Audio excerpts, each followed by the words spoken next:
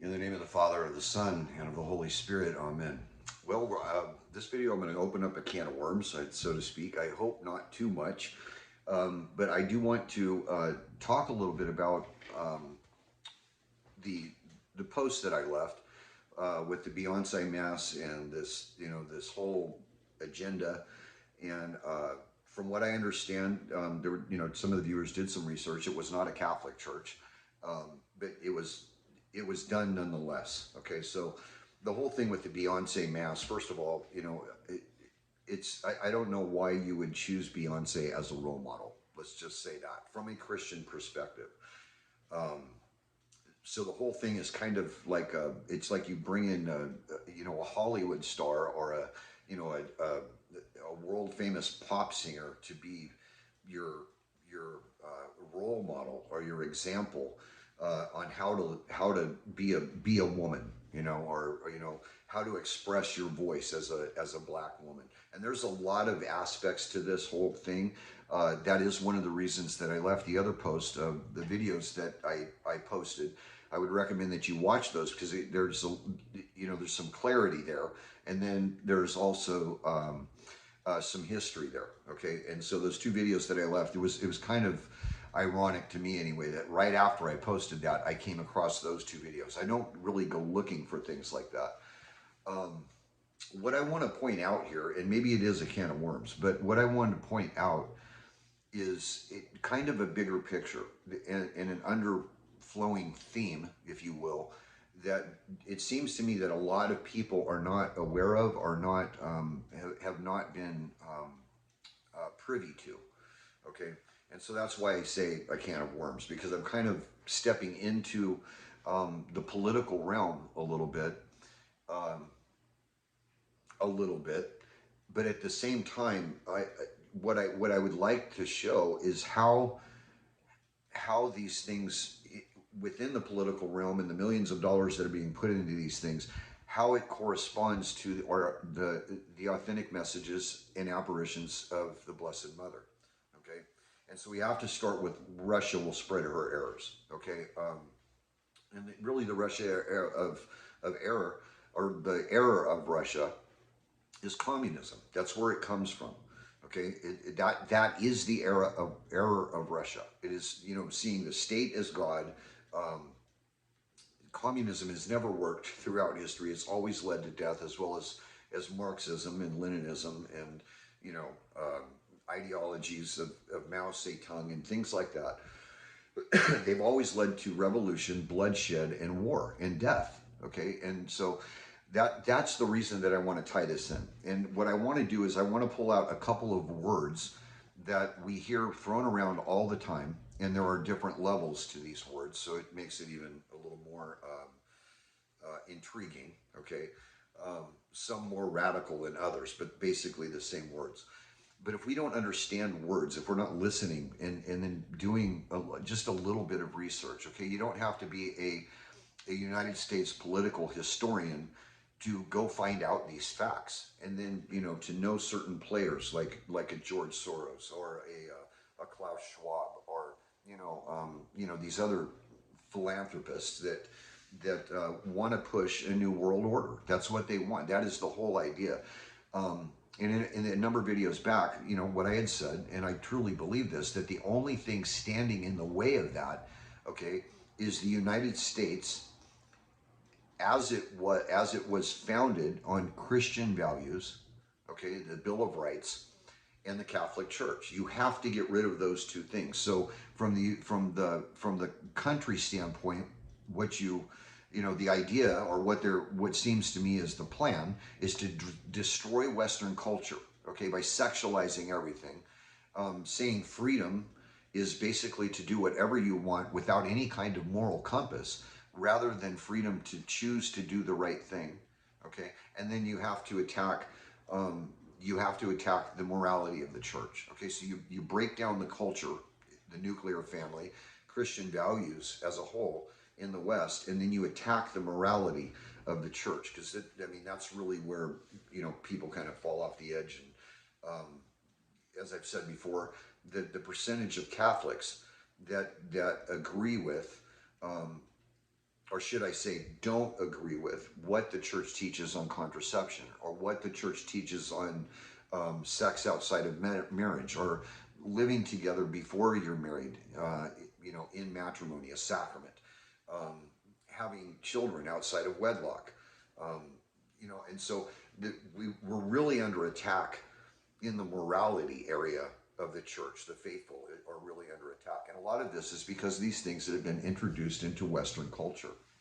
Okay, so one of the words that jumped out at me when I watched this short interview with this pastor or whoever he was the first thing that probably was one of the stupidest things I have ever heard. I mean, literally ever heard in my life, was that he said that in his opinion, that Beyonce was a greater theologian than most priests, bishops, shepherds, and theologians walking around today.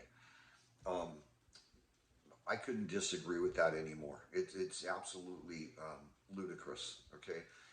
The other thing about the Beyonce thing is that, it's been pointed out even by exorcists, um, that many of the things used, and it's not only Beyonce, but it's other ones as well. Many of the things and symbols that are used in these live shows are in fact demonic symbols. Okay, pentagrams.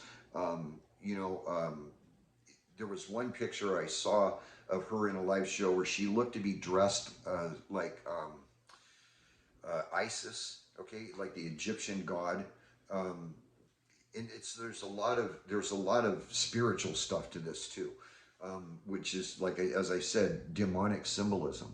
Okay, and so when I read what this event was about, okay, how I know, and I hope I get this right. I'm trying to remember the quote that one of the viewers left, was how race and gender affect the body and the voice of black women. Okay, and so I wasn't there. I didn't hear any of the speeches, so I can't speak to that. I don't know if there was a so-called mass held, so I can't speak to that. Um, and I didn't hear a sermon, so I can't speak to that. Okay, but if you take those words, just that one sentence of what it was about, okay, how race and gender affect the body and the voice of black women. Okay, and again, I don't, maybe I'm taking it out of context, but it seemed to me that there was a lot of the pride movement there, more of the radicalized pride movement. Um, but I don't know what race and gender has anything to do with a black woman's body or a black woman's voice. And why would, if we're one of the words is inclusive, okay, and so I'm gonna expand on this a little bit as I go on. But if you're totally inclusive, why would you narrow it down to black women's bodies and black women's voices? Why wouldn't it be all women's bodies and all women's voices? If in fact gender and race, gender ideology and race, um, have something to do with that. So, which I don't understand even the premise for that. I don't know how it would even affect the voice and body of a woman. A woman should be able to speak in the United States. Okay, we have freedom of speech. A woman, no matter what color, no matter how old, no matter, should be able to voice her opinion uh, anyway and freely, and that opinion should be respected and listened to and heard. Okay, so it's like I say, what these groups seem to do is they break society down into groups, and they do this by groups of race, or groups of belief, or groups of certain uh, ideologies. And then what happens from the top is they throw in a narrative that pits these groups against each other. That is the end game. It's happened over and over and over again, and it is a Marxist tactic that can be that was not you can not only read, but it was taught by Saul Alinsky in his book Rules for Radicals, that he dedicated to Lucifer, on how to basically overthrow the United States government and turn it into a socialist state, if not a Marxist or communist state. Okay, these are Marxist tactics that are being implemented. Okay, Now, with that being said, they are also being funded, and they're being funded much in part by a man uh, his name is George Soros, and I've talked about this guy before.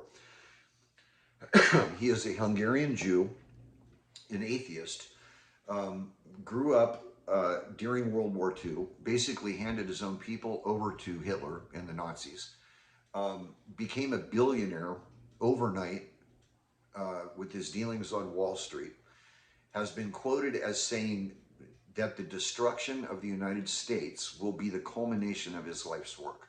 Okay? So he's an atheist, he's a philanthropist, he's a multi-billionaire. He has a voice in the World Economic Forum. He's also known as the man who broke the Bank of Europe, or the Bank of England. Um, there are two countries, one of which I believe is his own, Hungary, that he's no longer allowed there. He is literally banned from a country because of his meddling in the monetary system and basically collapsing economies. Okay, he's very very influential, and he also meddles in politics. Okay, this is one of the reasons that we have so many progressive, and that word is going to become very important as I move forward here. And again, you don't have to be a United States political historian to understand these things. All you have to do is a little bit of research. Okay, but he is the one that funded the campaigns of all of these progressive DAs in all these major cities around the country, in New York, in Baltimore, in LA, where they're basically releasing criminals onto the street. And we're talking about criminals that have committed very, very serious crimes: murder, rape, child molestation. Um, then the list goes on and on. And the victims of these people are actually looked at as the perpetrator. Okay, so everything's been turned upside down and backwards on a lot of levels here. Okay, so I want to go into the word progressive. Now, this is important because there are politicians, even ex-presidents, that identify themselves as being progressive. Gavin Newsom in the state of California is one of them, and I'm in California. Okay, so I've seen personally witnessed this radicalized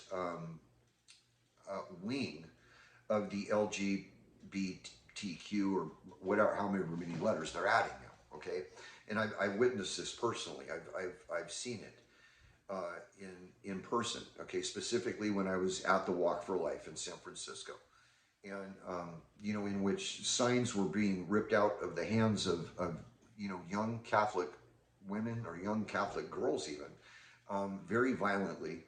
The things that were being said were just vulgar, and you have Catholic children that are walking to for the right for life, okay, to end abortion.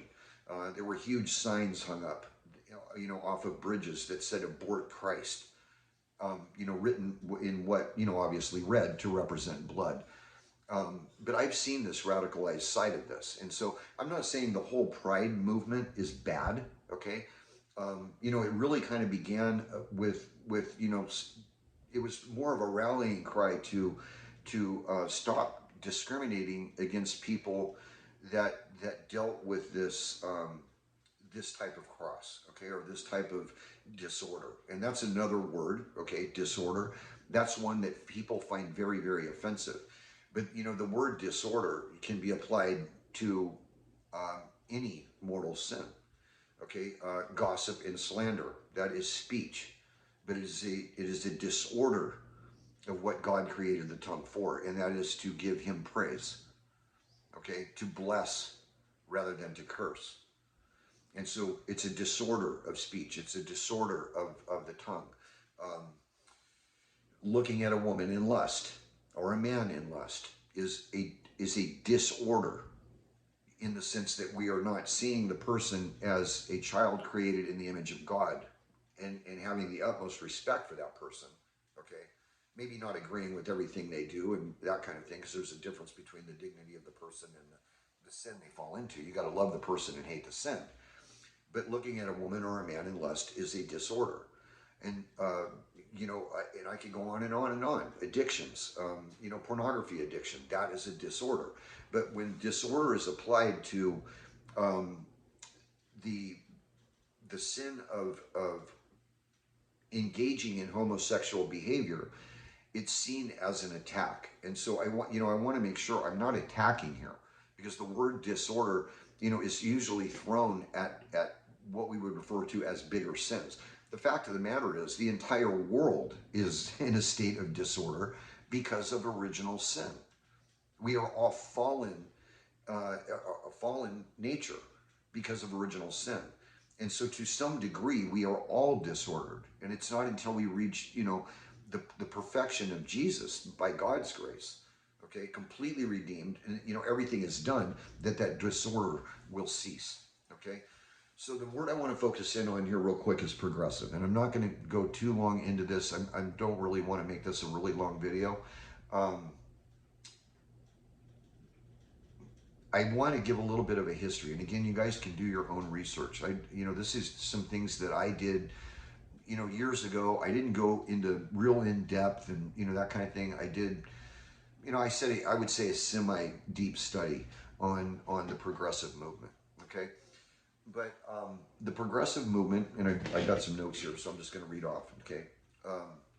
The progressive movement basically emerged from the Communist Party USA. It was two groups that kind of emerged from that and then united and decided to change their name to the Progressive Party. And the reason that they changed, one of the main reasons that they changed their name to Progressive, is because, well, they were inspired by a revolution in Russia, and I'll get to that. But the reason was they had to change the name Communist Party. Okay, so communism would never fly in those days. Okay, 1990 would never fly in the United States, because it flies in the face of the Bill of Rights and the Constitution and what this country was founded on. Okay, the ideas that this country was founded on. So they changed the name from Communist Party USA to Progressive. And there's a number of levels of progressive. You can be very, very progressive, or you can be semi-progressive. But what's happening is we're seeing what we would call today the far left, okay, are very, very progressive. And so we need to understand that much of this progressive party that we see in the United States was, and we have to know this, was born from the Communist Party USA. And they still hold the tenets, if you will, and the ideas of communism, Marxism, Leninism, Maoism, all the isms, okay, relativism, okay? They hold these ideas and they try to promote them. This is one of the ways that you see the culture of the United States, which was founded on Christian values. I think it was one of the founding fathers. It may even be written in one of the documents that said, if we change,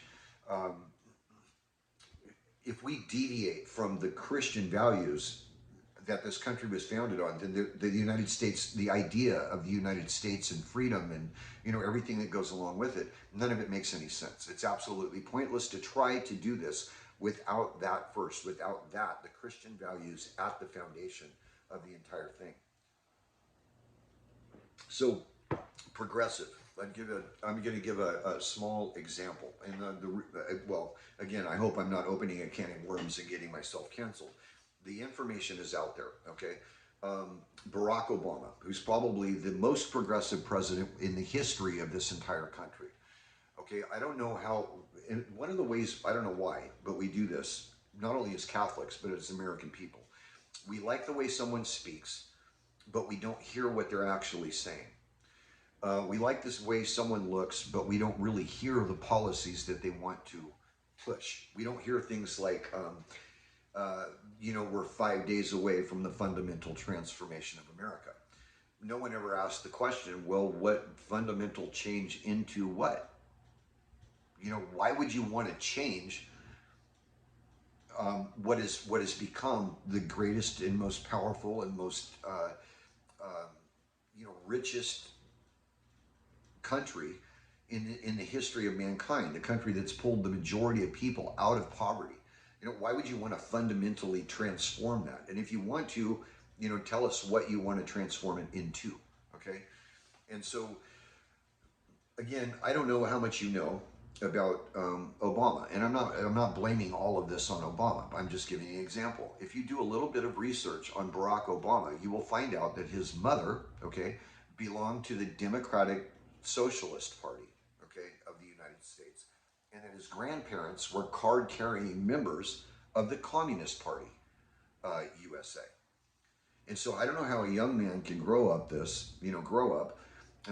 in the time that he grew up in, when all this radical left was going on, launched his political career in the living room of Bill Ayers, who was the founder of the Weather Underground, who basically hippie radicals, far right, far left progressives were bombing and blowing up police stations, basically a terrorist organization. Okay, how a man can grow up into that, become the president of the United States, and not have Marxist, Leninist, communist ideologies. Okay, and all you have to do is a little bit of history on who these people are. And I'm not saying that the right is any better. Okay, some people on the far right um, dismantle governments in other parts of the world and put in power who we think is the best. We choose who the government's going to be in another country. I mean, what the hell are we doing that? Why are we doing that? Why don't the American people have a say whether or not we should do that? Okay, and so you end up with what's been referred to as the deep state, and it's a very real thing. Now, the Pride movement, again, this started with basically a cry from people that deal with homosexuality, okay, um, as to stop discriminating against us, stop putting us down, stop firing us if you find out that we have homosexual leanings, or that kind of thing. And so it was the rally cry was just. But what's happened is it's been transformed and it's been radicalized, and much of the way that's happened, okay, is by these billionaires that aren't even a part of our government, have never been voted into office, but they have billions and billions and billions of dollars to fund these radical movements in order to what? In order to destroy the culture of the United States, in order to promote Marxist, Leninist, Maoist, and communist ideology. You create chaos, and they can do this. This is one of the reasons with the Black Lives Matter movement that you saw the protests were going on here in the United States at the same time they were going on, I think, in France, okay, and in Canada, but all the protesters were holding the exact same signs. They were all made by the same people. So who bought the signs? Who distributed the signs all over the world that were exactly the same? I mean, the odds of that happening are just very, very slim, I believe, okay? And this is what I mean by orchestrated. I see this as an orchestrated attack on Western civilization in order to bring down the United States, introduce it or force it into the Catholic Church, in order to remove the United States out of power, destroy its currency, okay, its global influence, and then destroy the church, the moral teaching of the church, in order to create a new world order or one world government. Okay, and this is not far off. It's not conspiracy theory. The messages of Our Lady of Good Success are tied into this, because this is, and it is an authentic, approved apparition in which you have, I think, one, if not seven nuns who are incorrupt. And the way this is what Our Lady of Good Success, actually, I learned from Father Chris, that's actually a bad translation. The proper translation and title of Our Lady is, in that particular apparition, is Our Lady of the Good Event of the Purification. And so the purification, again, is the renewal of the church. It is the triumph of the Immaculate Heart of Mary. The purification is a good event. And so this is one of the reasons that I say stay away from this, where everything is gloom and doom, because it is not. It's a message of hope. Are there chastisements there? Yes. Are there persecutions there? Yes. But this is nothing new. Any Catholic that takes the time to read the Catechism of the Catholic Church about the end times in eschatology, or studies Scripture and really listens to what Jesus and the apostles taught, It's nothing new. It's been there the whole time. So we shouldn't be shocked by this. If anything, if it's new to us and we're shocked by it, we should actually be a little bit disappointed in ourselves that we didn't study the Catholic faith and what the church actually teaches. Okay? So what this does is Our Lady tells us how this is going to happen. Okay? That Satan is going to infiltrate every aspect of society. She talks about the air being filled with impurity and the filth, the absolute filth that would be being, promoted and pushed. Okay, so I'm going to go back to the progressive. I don't want to get off my train of thought here. Okay, so the progressive movement was inspired by a Russia October Revolution in 1917, and from that inspiration, there were two groups that emerged from the Communist Party USA that changed its name to progressive. Okay, they emerged from the far left wing of the Socialist Party of America. Okay, and so the Communist Party USA and the Socialist Party of America were really kind of united in their views, mostly. Some things they disagreed on. So the communists were full on communism.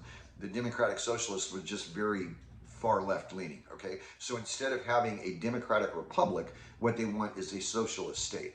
The Communist Party USA, instead of having a democratic republic and the Bill of Rights and the Constitution of the United States, what they want is a communist government. Okay, and so this ties into, so if you just think of Our Lady of Fatima, Russia will spread her errors. Okay, communism will spread over the world.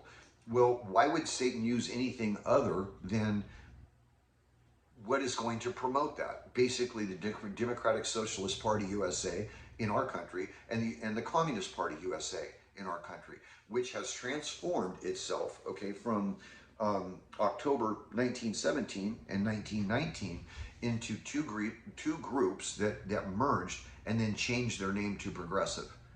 And so if we look at the Progressive Party and what it supports, okay, it supports abortion on demand all the way up to the time that the child is literally born. It supports euthanasia. It supports many Marxist ideologies. It supports class warfare. It supports, where was I going? Open sexuality, gay marriage. Okay, everything that the church would teach against, they are for. Okay, so in other words, you have two forces that are opposed to each other. You have the Catholic Church and its teaching, which comes directly from Jesus Christ, and then you have a communist or a socialist or a progressive agenda that goes against that. So if this is Christ, this is Antichrist, because they are pushing and promoting rules and laws and ideologies, okay, that go against church, that go against what the church teaches. Okay, and so from there, let's pull out some of these words. Okay, inclusion is a big word. All right, and so everybody's included. No matter what you believe, no matter what the relativism and guiding your life on emotion and not bringing in any kind of reason, freedom to do whatever you want, whenever you want, with whoever you want. It's gotten to a point to where if you work for a company and this company supports monetarily a gay pride parade and then wants all their employees to participate in that parade, and you don't participate because you don't believe in what they stand for, okay, in the ideology that they're pushing, you're fired, or you're silenced, or you're called a bigot, or you are called a homophobe or transphobic.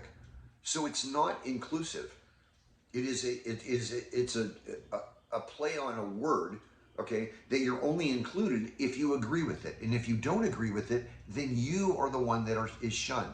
And this is what much of the Pride movement has turned into. So instead of being a call against discrimination of gay people or against discrimination against lesbians or homosexuals, or to be treated fairly, okay, that's another word, fairness, that we'll get into, okay, it's now they're actually doing the exact opposite of what they're preaching. Okay, so you're everyone's included, no matter if you identify as a dog, you're included, and you walk around, crawl around on the ground, and bark like a dog, you're included. But if you stand up for what the church teaches, all of a sudden you're one of the voices that can't be heard. You're one of the voices that has to be shut up. You're one of the voices that is filled with hate speech. I mean, when did the gospel ever become categorized as hate speech? Okay, you know, come to think of it, this crossed my mind. Let me know if this is a good idea. I thought about kind of turning the whole "I identify as" thing, turning that argument around and using it. Okay, so if I identify, and they have to identify that way because they are inclusive, right? They have to accept me for who I am. If I identify as an African American, the state of California actually owes me reparation. And being that I am mostly Cherokee and Comanche Indian blood running through my veins, you know, there was actually land that was stolen too. So they owe me land as well. I'm just saying, I thought I would throw that out there, you know, and, you know, maybe write a letter to Governor Newsom and see how he responds to that. Because, you know, we want to be inclusive and we don't want to hurt anyone's feelings. And, you know, if I don't get my reparations, I'm going to be very, very hurt. Okay? So inclusion. It's only inclusive to the extent that you agree with the agenda or that you go along with that, even if that means that you have to renounce what the church or your faith teaches. Okay? So you're only included if you push God out, if you push God's laws out. Okay? That's the only way you're inclusive. But that's not inclusive. And that's the lie. Okay? Equality. So let's talk about equality a little bit. Equal rights for everybody. Now, one of the things that they throw around is, you know, women want equal rights for men. This is really equal, the same rights as men. This is feminism. Okay. And so my question is, you know, if just think about it for a minute, what rights do a man have in the United States under the law that a woman doesn't? And you can't think of one. There aren't any, because we're all citizens of the United States and we all live under the same civil laws that have been passed. Okay. If you want equality, and I was thinking about this, let's take the topic of abortion, right? If two consenting adults decide to have sex and the girl gets pregnant, okay, the woman gets pregnant, that woman has the right to terminate that pregnancy. The man has absolutely no right whether or not that baby is terminated. Let's say that the man says, okay, well, you know, I engaged in this. It took both of us to do it. You got pregnant. I am willing to work hard, have my mother and maybe my sisters and my grandmother help me raise this child. I want to keep the child. The man has no say in the matter. Her body, her choice.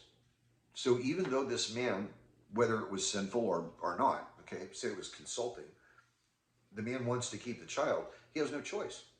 So it's not pro-choice, not for the man.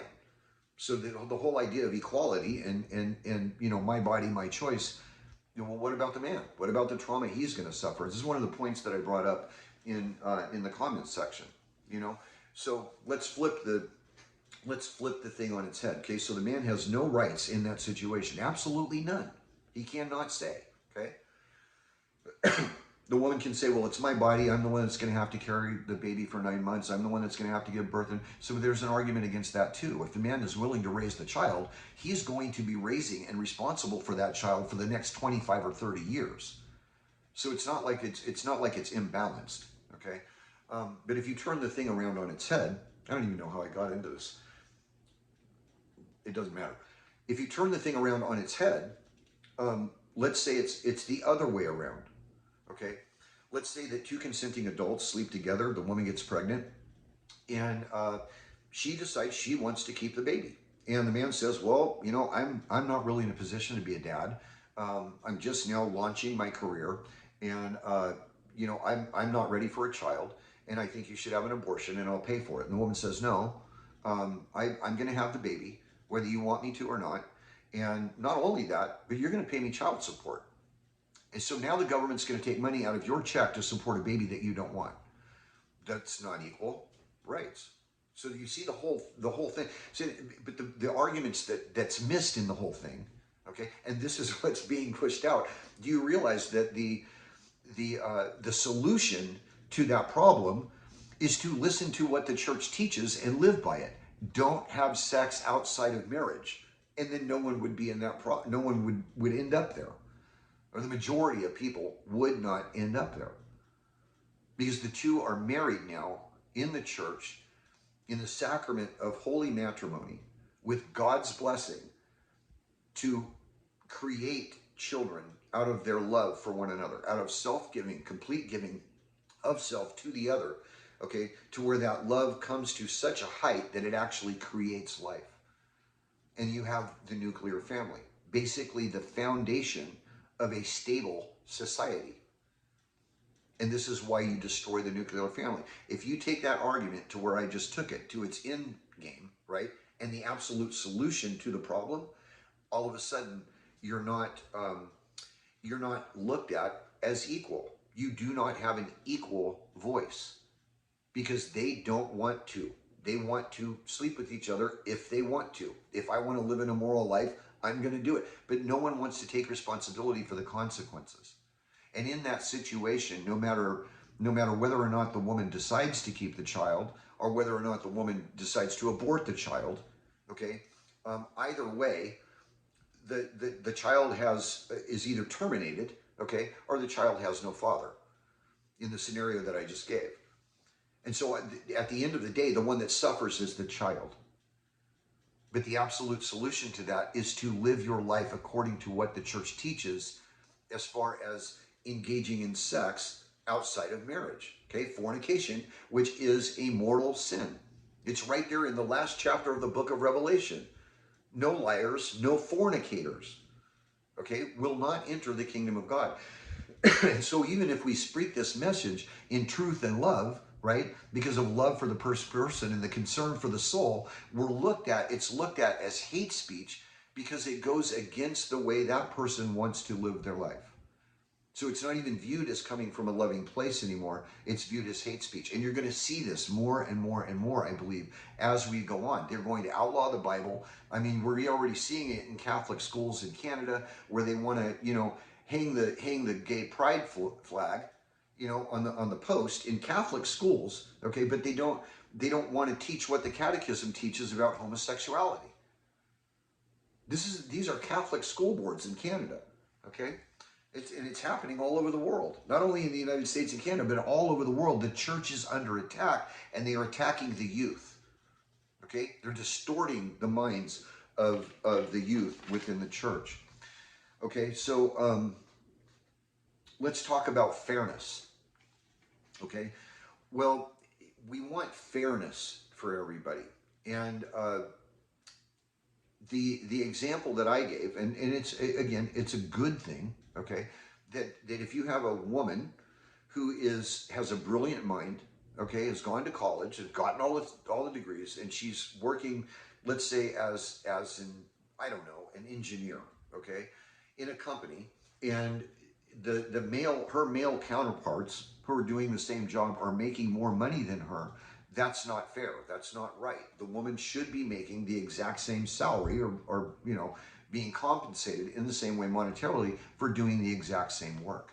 Okay. But they've taken it to a whole nother level in the sense that a man can now identify. It's only fair, because we don't want to hurt anyone's feelings and emotions. It's only fair that if a man identifies as a woman, he can walk into a woman's locker room, okay, and not only take his clothes off, but watch young women undress. And that's fair to him. Well, what about fair to all the women that don't want that man in there? And I would also say this, isn't it ironic that maybe we will, I don't know, only God knows how far it's going to go. Isn't it ironic that I've yet to see anyway, a woman that identifies as a man and walks into a men's locker room? I think I can only think of two outcomes of that, and neither one of them are good. Isn't it odd that we haven't seen a woman who identifies as a man jump in an MMA ring with a mixed martial arts fighter at the top of his game? I mean, the outcome's pretty obvious, right? And so it's only fair to when it works in their advantage. Okay, there's already been cases in the United States in high school where young men who have been brainwashed, or either that or they're just perverts, okay, have identified as women, walked into the girls' bathroom and ended up sodomizing a high school student, a young high school student. And nothing, nobody said anything at the school, not the school board, not the principal. The student was simply moved to another school, and he did the same thing. He did it over again.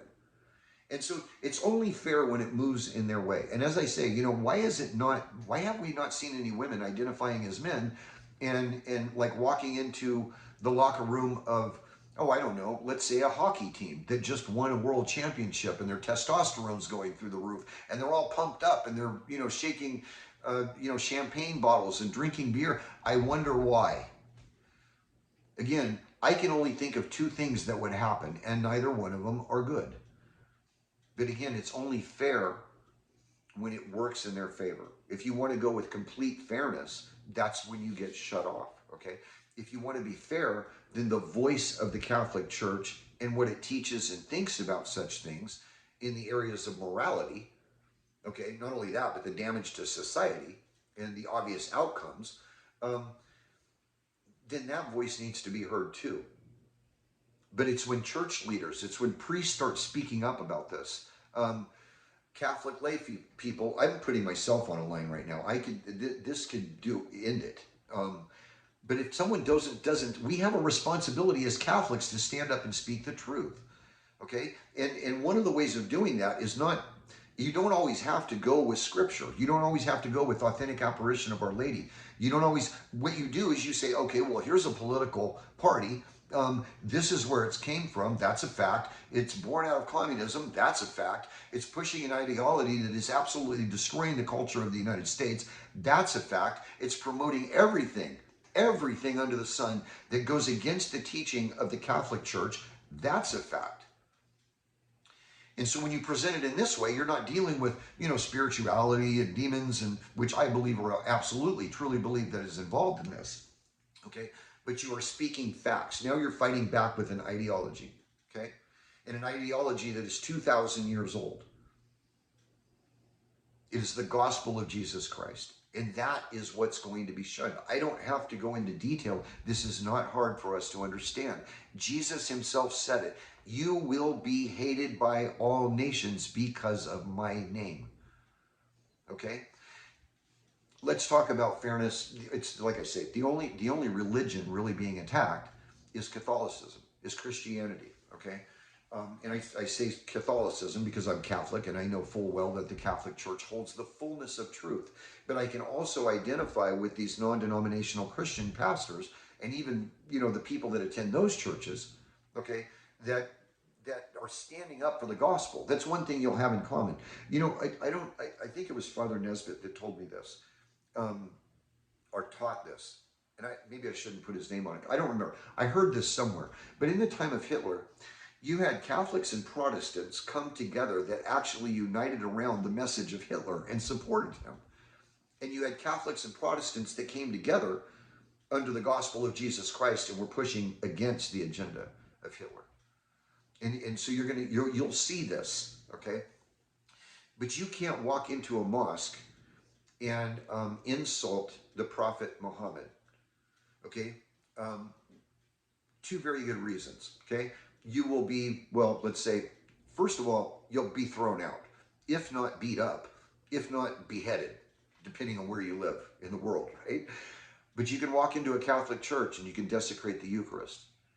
If someone were to walk into a mosque in the United States and speak out against the Prophet Muhammad, they would be probably arrested for hate speech. If someone were to stand in the street and denounce these homosexual behaviors in the name of the gospel, okay? Not condemning the person, but condemning the sin, okay?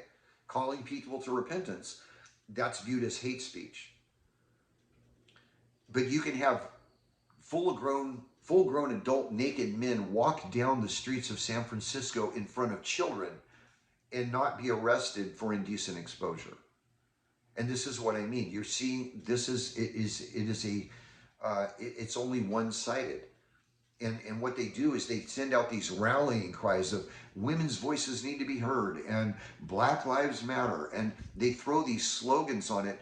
And what happens is people, including Catholics, get sucked into these smaller skirmishes without understanding the bigger picture and who's actually pushing the buttons and pushing the chaos and the uprisings and the riots. These are well funded, and they're well funded by people like George Soros. Okay? Again, hidden sects, Masons, people within power. She said the Masonic sect would reign. That means be in charge, in positions of very, very high power with a lot of wealth that would destroy culture. This is what we are watching, and this is how it's happening, in my opinion. Okay? The other word that is thrown out there is rights. Well, I have rights. I have, the right to say whatever I want. Well, yes, you do. You have freedom of speech. But the rights are being taken away from Christians. Parents that are speaking out against what is being taught in the schools, like, gender ideology or critical race theory, that are speaking out against this and don't agree with what their children are being taught, have been called terrorists by the President of the United States. And I'm speaking of Biden. But the whole thing has flipped. And the government is working. It's no longer an experiment. The United States is no longer, what they would call the great experiment of freedom of speech and the Bill of Rights, and every man and woman is created in the image of God, and they get these I can't remember the word. They're inalienable rights from God. They come from God. Okay, the government is now trying a new experiment in the United States, in which let's see what happens to society when you push God out. Okay, and I don't believe it's an experiment. I believe it is an agenda. Because as I said before, the only thing standing in the way of a new world order is the United States as it was founded, the nuclear family, freedom of speech, the Bill of Rights, freedom, okay, and the Catholic Church. Now, let me drop a bomb here. Scripture, prophetically, as well as Marian apparitions that are authentic, prophesy a new world order, prophesy a reign of Antichrist. Now, whether or not that happens in the times in which we are living, it looks like it's moving in that way. Whether or not it does, I don't know. I'm praying it doesn't. And in some ways, I'm praying it does. Because again, as I've said before, these people will be the foundation stone of the triumph of the Immaculate Heart of Mary. They will be the greatest saints who have ever lived as the church moves into a new epoch in which the Catholic Church is renewed and Christendom spreads over the entire world. So, with the persecutions and the chastisements, what that is a harvest. Okay? You got to you got to prune the rose bush if you want beautiful roses. Okay? And so our goal is to keep our eyes on the prize. Okay? So I use the word rights. That's one that's thrown around. Okay, but you only have rights, if you agree with the agenda. You only have free speech if you agree with the agenda. No one can speak out against the agenda. Otherwise, they're silenced. And this is where we see a lot of persecution.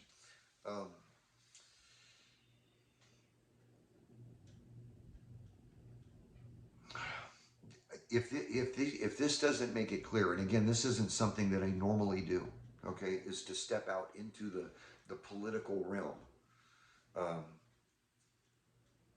if this doesn't make it clear in the way that I see things, the way I've just conveyed it, okay, that the destruction of cultures is happening all over the world, and it is happening by this woke agenda that has been radicalized, that includes everyone and everything, including Satan worship, right? Animal sacrifice, you know, child sacrifice in the form of abortion. They include everything except the gospel. What you end up with is a society that is not only, you know, given into sin, okay, and by extension given into behavior that is detrimental to not only the emotional, spiritual, but the psychological health of individuals.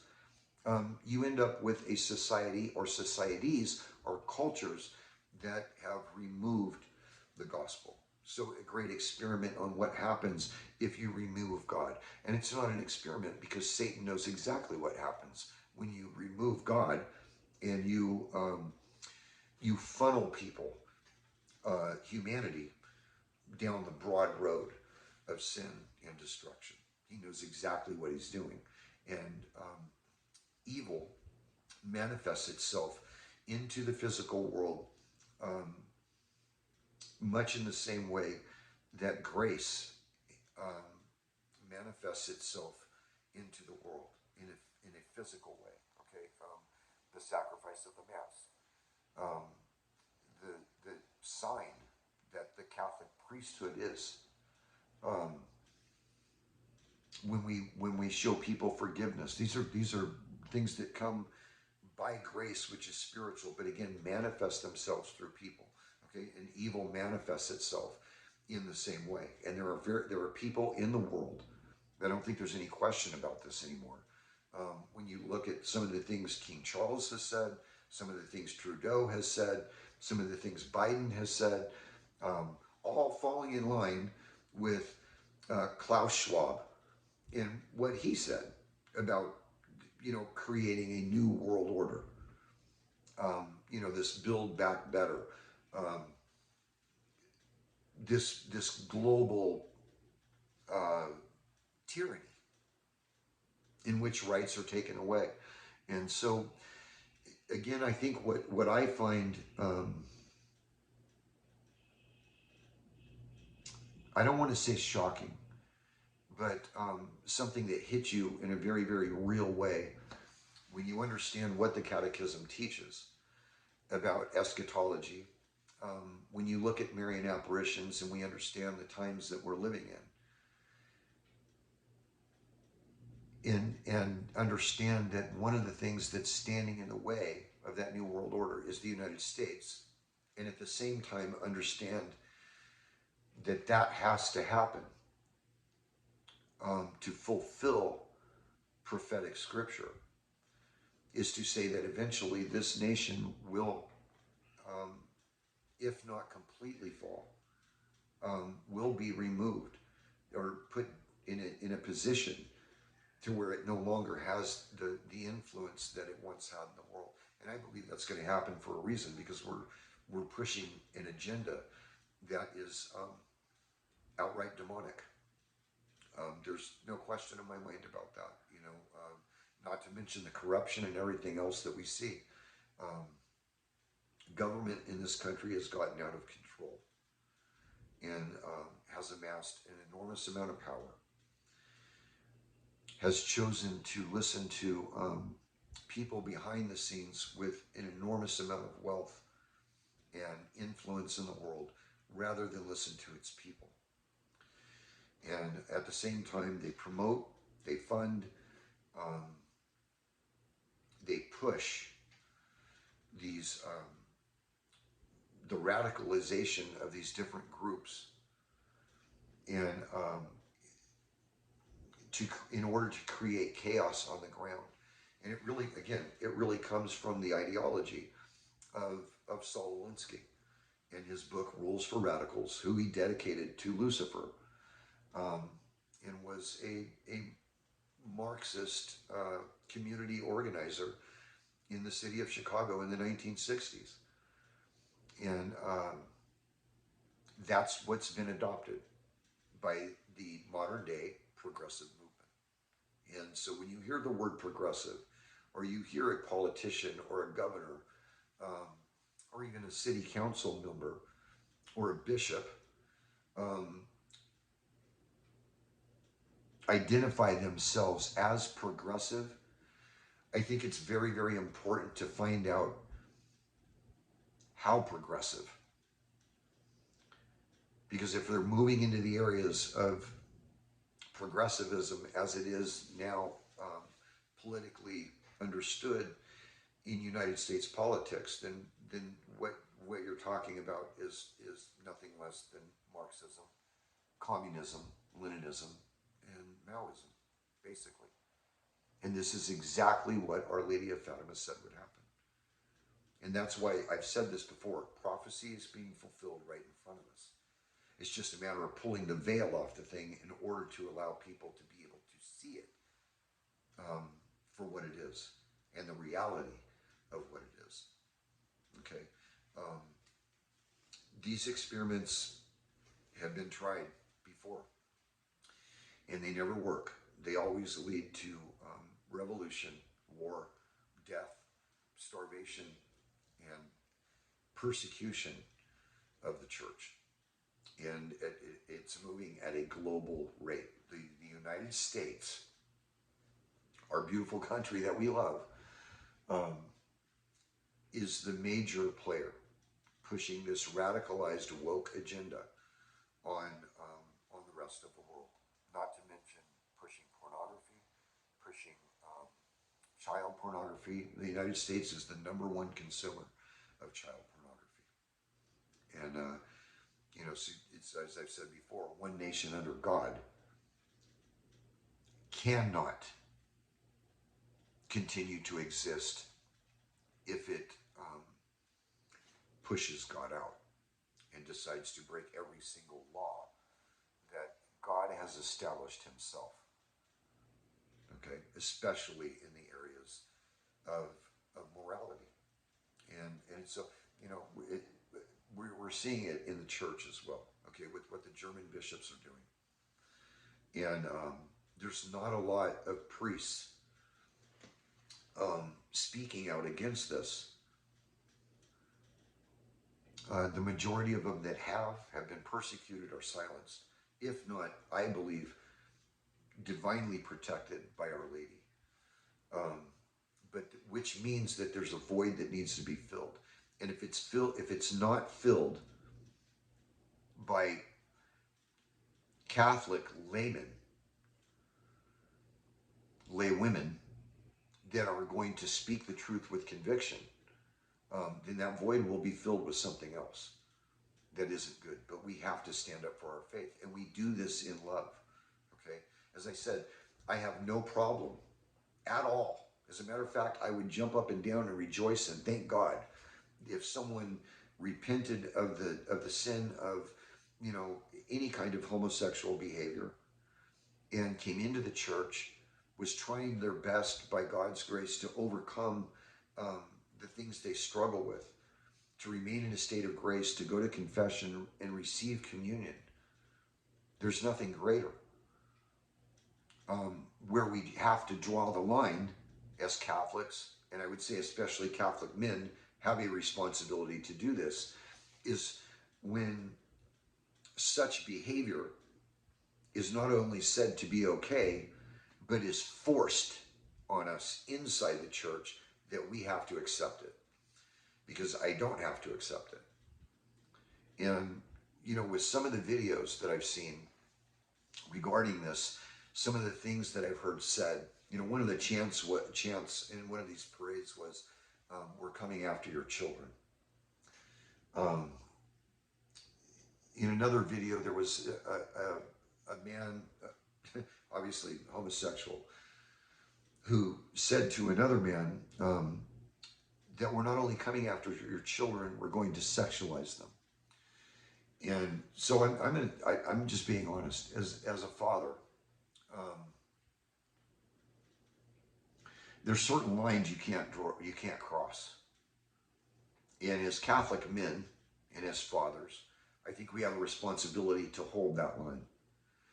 And it's not a threat. It's just, how would I say?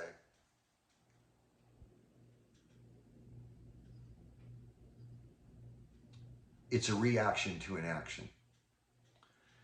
If those words were ever carried out um, towards my children or children that I love, I would say that if you can imagine, what happens to, a person or an animal, that kind of attacks or goes after a mama's bear's cubs.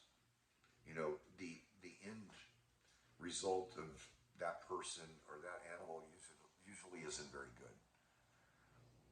And I would just let that speak for itself.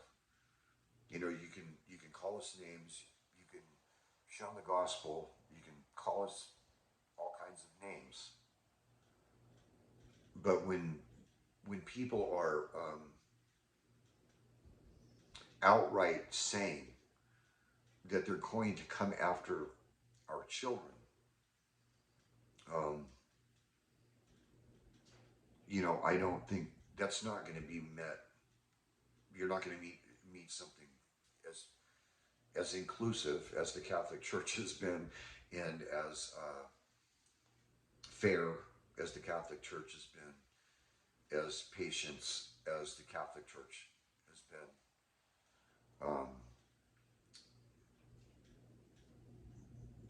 It just that's a line that just can't be crossed.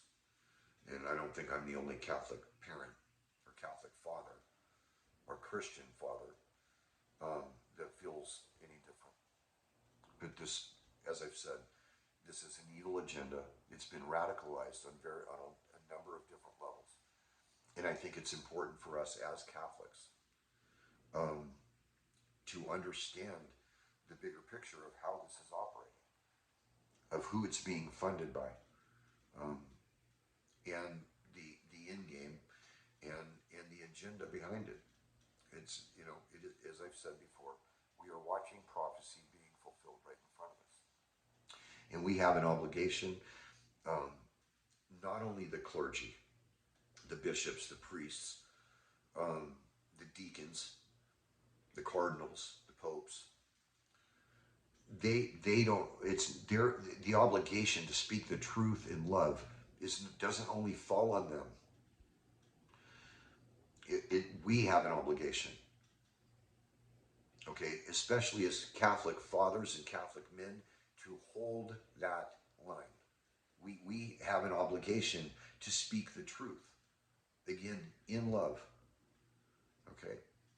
And so, anyway, I don't want to keep going with this video. I'm not going to try to ramble on. I would recommend my viewers, you don't have to do a lot of research. Look up the beginnings and the origins of the progressive movement, and where it comes from and the ideologies that they present.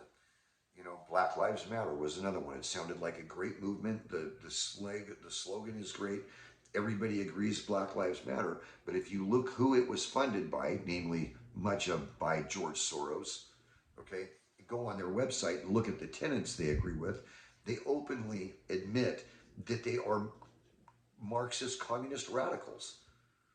And they want the destruction of the republic. They want the destruction of the nuclear family. They want abortion on demand. Again, everything that goes against what the church teaches and what this country was founded on. Okay? So do a little research on the progressive movement. If you want to do a little research on the background of Barack Obama, the most Marxist progressive president, most pro-abortion president in the history of the United States, who opened the door and passed laws to allow full-grown men to walk into girls' locker rooms and take their clothes off, okay? Who hung the pride flag from the White House, which is illegal.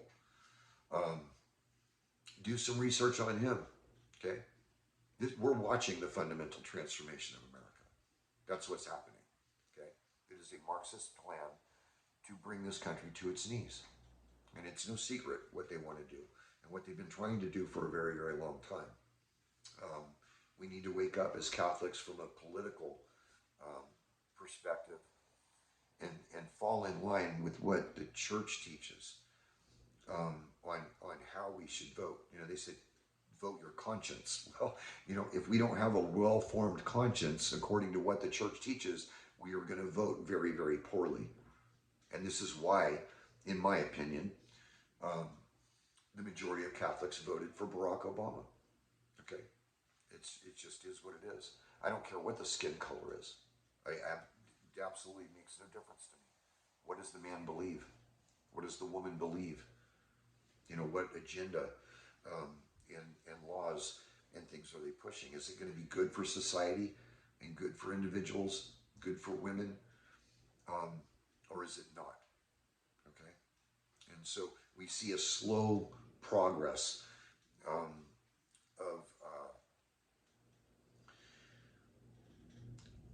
of ideologies that have grown to the fullness of what they can grow to. You know, it used to be abortion should be safe and rare.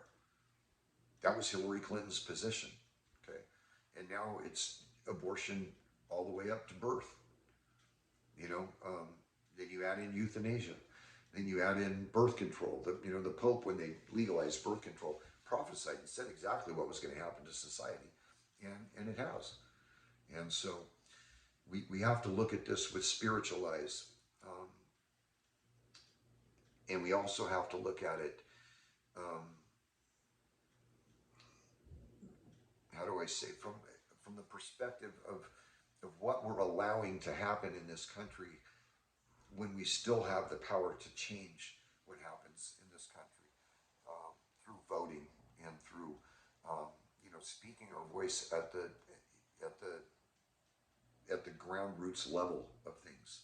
You know, it starts in a town and then a city and then you know a neighborhood and you know it has to go up.